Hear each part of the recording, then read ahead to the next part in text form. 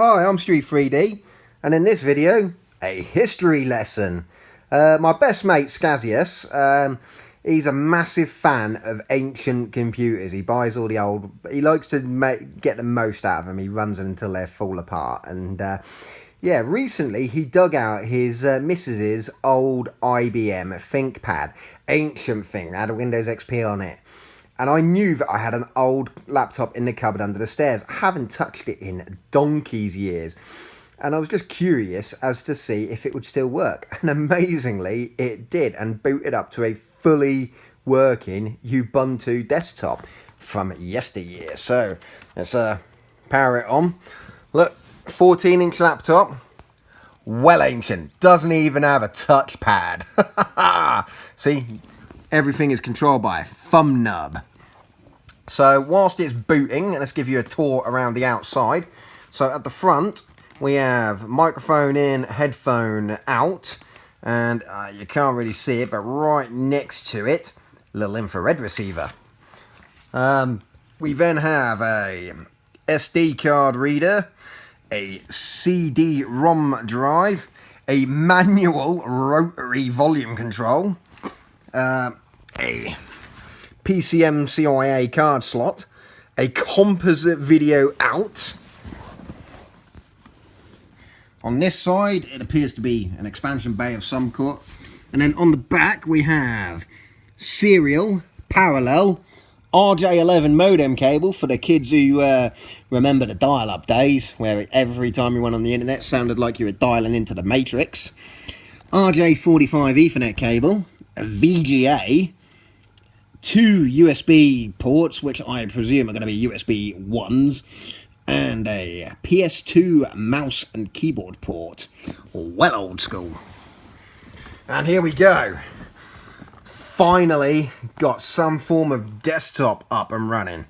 So we now look here. The password was password, because I couldn't be bothered to change it back in the day, because there's nothing actually on it. I think it was just a second laptop I was messing around with and then put in the cupboard and then totally forgot about.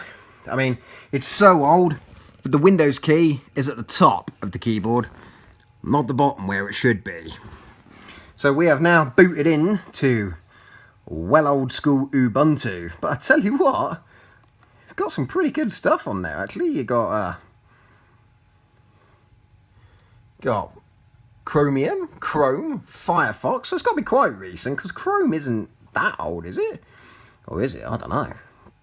So let's have a look. Where did I find it before? System Mono. Here we go. Here's where I found out what I'm running. And here we go. We are running, there you go, Ubuntu 10.10. So that is the 10th of October 2010. GNOME 2.32.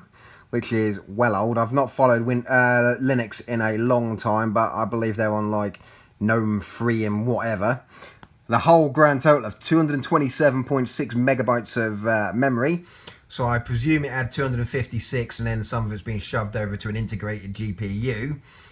And 1066 megahertz, so 1 gig, single core Celeron processor. Ancient. But actually, amazingly, still boots. So I'm going to connect it to the internet, see if it gets enslaved in a botnet, and I'm going to try updating it to a slightly more modern version of Ubuntu and see how it gets on. Realistically, the RAM is going to be the massive limiting factor, because, yeah, at the end of the day, 256 mega RAM, bloody hell. The first iPhone launched with that, and that was flipping considered quite slow in terms of phones. So yeah, I'm gonna update it. The only reason I dug it out is because my little one likes playing on the laptop to type her spellings from school.